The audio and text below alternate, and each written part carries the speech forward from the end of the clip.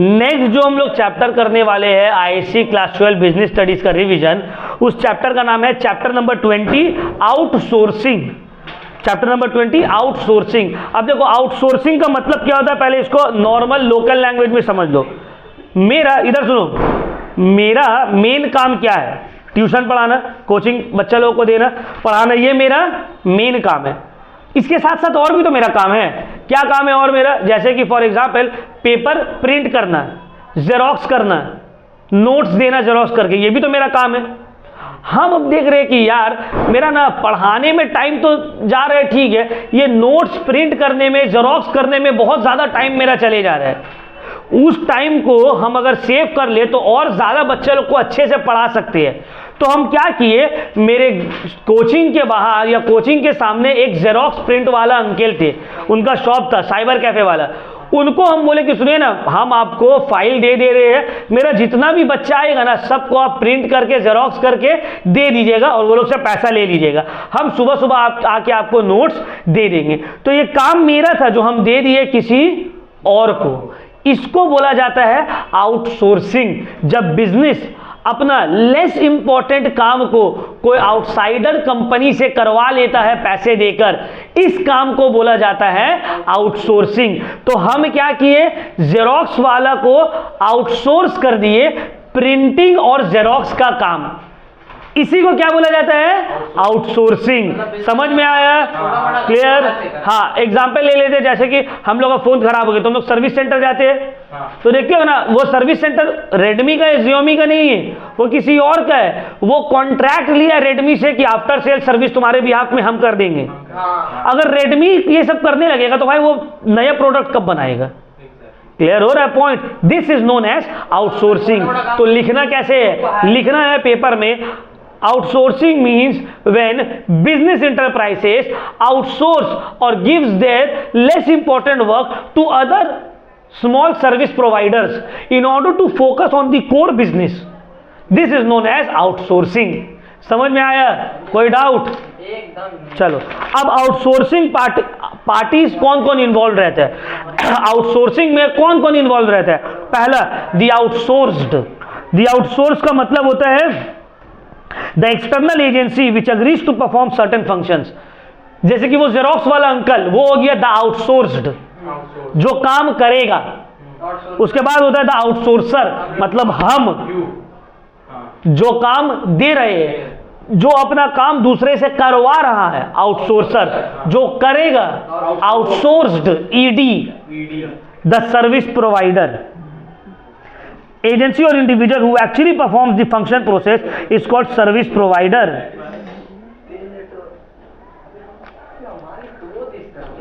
वो एजेंसी या इंडिविजुअल जो एक्चुअली सर्विस प्रोवाइड करेगा वो यह है सर्विस प्रोवाइडर। मतलब सर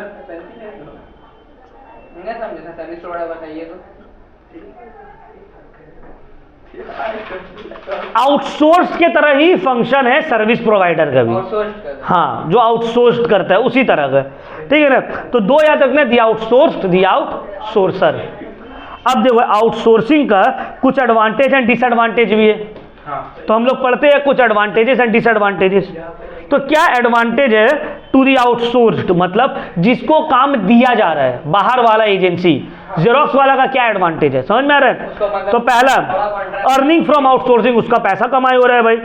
क्लाइंट, उसका नेटवर्क बन रहा है, वो अपने एक्सपर्टीज और एक्सपीरियंस का बेटर, उसको जेरोक्स वाला अच्छे से जेरोक्स कर सकेगा या हम जेरोक्स वाला, तो वो और एक्सपर्टीज से अच्छे से काम कर सकते हैं। डिसएडवांटेजेस क्या है? गारंटी नहीं है रिपीट क्लाइंट का। हम देखिए कि यार जेरोक्स वाला जो है, मेरा ही कोचिंग का बच्चा लोग से जेरोक्स करवा के तो महीना का 20,000 30,000 कमा ले रहे हैं। रुको, हम अपना जेरोक्स मशीन रख ले रहे हैं। पहले स्कूल वाला ज्यादातर क्या करता था, अभी तुम लोग स्कूल में वो किया है ना, पहले बैग अपना खरीदो, अभी क्या है, अपना बैग बना के दे रहे हैं। तो ये डिसएडवांटेज हो गया। पहले एक आदमी था जिसको लोग देता था काम, अब अपने से दे रहे हैं, तो इसका गारंटी नहीं है कि क्लाइंट रिपीट करेगा काम या नहीं करेगा। स्टाफ और अदर कॉस्ट जो इन्वॉल्व रहता है एक्टिविटी का, वो एक डिसएडवांटेज है। अब देखो, भले अगर मान लो जेरोक्स वाला कुछ गड़बड़ कर दिया, अकाउंटेबल कौन रहेगा? जेरोक्स वाला को हम सब सुनाएंगे। तो वो क्या रहता है, अकाउंटेबिलिटी हो जाता है उसका क्वालिटी का। अब कुछ गड़बड़ हुआ तो वो फंसेगा, तो ये डिसएडवांटेज हो जाता है आउटसोर्स के पॉइंट ऑफ व्यू से। आउटसोर्सर हम काम दे रहे, तो मेरे पॉइंट ऑफ व्यू से क्या एडवांटेज एंड डिसएडवांटेज है? पहला, फोकस ऑन कोर बिजनेस। जो 2 घंटा डेली हम प्रिंटिंग करने में लगा रहे थे, वो 2 घंटा में और क्वालिटी बढ़ा सकते हैं हम। दूसरा, मेरा कॉस्ट रिड्यूस हो जाएगा, हमको मशीन रखने का जरूरत नहीं, इलेक्ट्रिसिटी मेरा खर्च नहीं हो रहा, इन्वेस्टमेंट कम हो जाएगा मेरा। टाइम भी तो बचेगा। हाँ, एक्सपर्टीज हाई लेवल का हो जाएगा, क्योंकि जैसे हम बताए वो जेरोक्स वाले अंकल वो ज़्यादा बेटर इसको कर सकते हैं। हाँ। ठीक है। डिसएडवांटेज क्या है? हमको उसको पैसा देना पड़ेगा। हाँ। फ्री में मेरा चेहरा देख के थोड़ी करेगा वो। बिजनेस सीक्रेट्स लीक हो जाएगा। वो अगर अंकल को एक दूसरा सेटिंग कर लिया कोचिंग वाला को, ठीक है, मेरा नोट्स वहां पर भी चला सकते हैं वो, है ना, बिजनेस सीक्रेट्स लीक हो जाएगा। हाँ, ठीक बोला। ब्लैक में बेचिएगा। हाँ, ठीक है ना। बाहर का भी वो काम नहीं कराएंगे, खुद खड़ी है। तो ये सब क्या है? डिसएडवांटेजेस है। ठीक है, क्लियर हो गया पॉइंट? आउटसोर्स और आउटसोर्सर का क्या एडवांटेज डिसएडवांटेज है। अब हम लोग इंपॉर्टेंट पॉइंट्स पढ़ते हैं। एक है बीपीओ, सुनते हैं ना भाई, कहाँ काम करता है बीपीओ? तो what is BPO? BPO means business process outsourcing. BPO means business process outsourcing. इसका मतलब होता है कि एक या एक से ज्यादा आईटी इनेबल्ड बिजनेस प्रोसेसेस को थर्ड पार्टी को दे देना। मतलब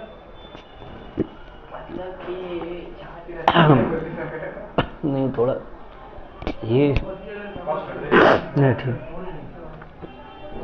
देखो, बीपीओ का मतलब होता है कि तुम अपना एक या दो जो आईटी इनेबल्ड एक्टिविटीज है, समझ में आ रहा है, इंफॉर्मेशन टेक्नोलॉजी से रिलेटेड एक्टिविटीज है, उसको कोई थर्ड पार्टी को दे रहे हो।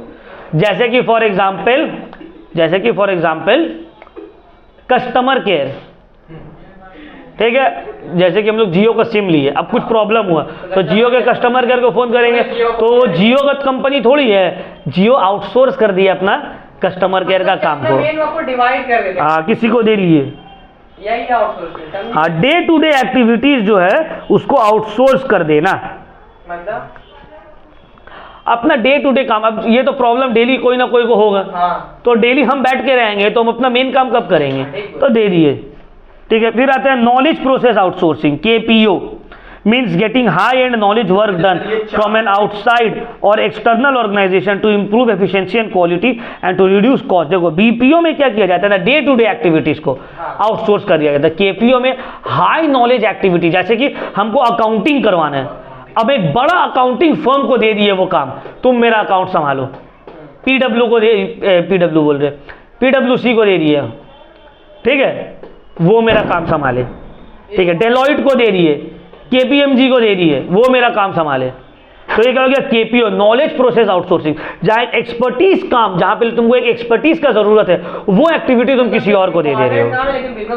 यस, जैसे कि ग्राफिक्स। अब देखो, हम ग्राफिक्स बनाएंगे तो हम सोचते एक कोई ग्राफिक डिजाइनर जो कंपनी है उसको दे देते। तो हाँ, ये हो गया केपीओ। हाँ, मतलब बीपीओ में जो रहता है वो डेली रूटीन वाला जॉब रहता है, केपीओ में हाई एंड वाला जॉब, स्पेसिफाई जहां तुमको स्किल का ज्यादा जरूरत पड़े। मतलब कोई भी कर लेगा, ठीक है ना।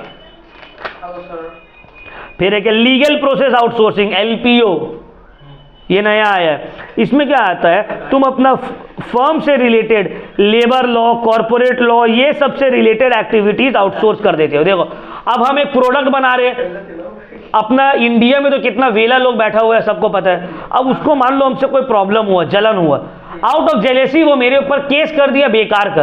अब हम कोर्ट का चक्कर काटेंगे फालतू से। हम क्या किए? ये काम एक एलपीओ को दे दिया, लीगल प्रोसेस आउटसोर्सिंग, एक लॉ फर्म को दे रही है कि सुनो भाई, मेरे ऊपर जो भी लीगल मैटर आएगा तुम देखोगे, तुम समझोगे, समझ में आ रहा है? तो अपना लीगल एक्टिव, अब अगर हमको कहीं पे एक्सपैंड करना है, कोई बिजनेस स्टार्ट करना है, पूरा लीगल फॉर्मेलिटीज तुम पूरा करके दोगे। क्या टैक्स देना है, कहाँ पे कॉर्पोरेट लॉ क्या बोल रहे हैं, नहीं बोल रहे हैं, जमीन लेने का रूल क्या है, वो सब काम तुम करके दोगे हमको। हम नहीं करेंगे अपने से, हमको उतना नॉलेज नहीं है। इसको बोलते हैं एलपीओ, लीगल प्रोसेस आउटसोर्सिंग। ठीक है। अब कल को मान लो कोई वेला इंसान आके मेरे ऊपर केस किया, हम जाके कोर्ट का चक्कर नहीं काटेंगे। For no reason हाँ, कोई भी ये प्रोडक्ट हमको ऐसे मिल गया, अभी केस कर दिया, कंज्यूमर फोरम में ठीक है, तो हम नहीं समझेंगे, वो मेरा लीगल टीम उससे बात कर लेगा, काम कर लेगा। इसको बोलते हैं legal process outsourcing. Yes, clear हो गया पॉइंट। इन शॉर्ट में अगर आउटसोर्सिंग बोला जाए तो क्या होता है? तो आउटसोर्सिंग 3 टाइप का होता है, BPO business process outsourcing, KPO knowledge process outsourcing, LPO legal process outsourcing. Business process outsourcing में आप अपना day to day routine nature वाला काम को जो लेस इंपॉर्टेंट रहता है कोई दूसरे थर्ड पार्टी को दे देते हैं कि तुम करो। नॉलेज प्रोसेस आउटसोर्सिंग में आप अपना स्पेसिफिक स्किल वाला काम जहां हाई एक्सपर्टीज का जरूरत है वो किसी को थर्ड पार्टी को आउटसोर्स करते हो ताकि वो और बेटर अच्छे से कर पाए। और लीगल प्रोसेस आउटसोर्सिंग में आप अपना जितना भी लीगल मैटर्स है, कॉर्पोरेट लॉ से रिलेटेड, लेबर लॉ से रिलेटेड, फॉर्म फिलअप से रिलेटेड, गवर्नमेंट का लॉ कंपाइल हो रहा है या नहीं हो रहा है, इन्वायरमेंटल लॉ फुलफिल हो रहा है या नहीं हो रहा है, ये सब देखने के लिए एक थर्ड पार्टी को अपने साथ रख लेते हो या उसको आउटसोर्स कर देते हो ये काम को, जिसको बोला जाता है legal process outsourcing. I hope the matters are clear.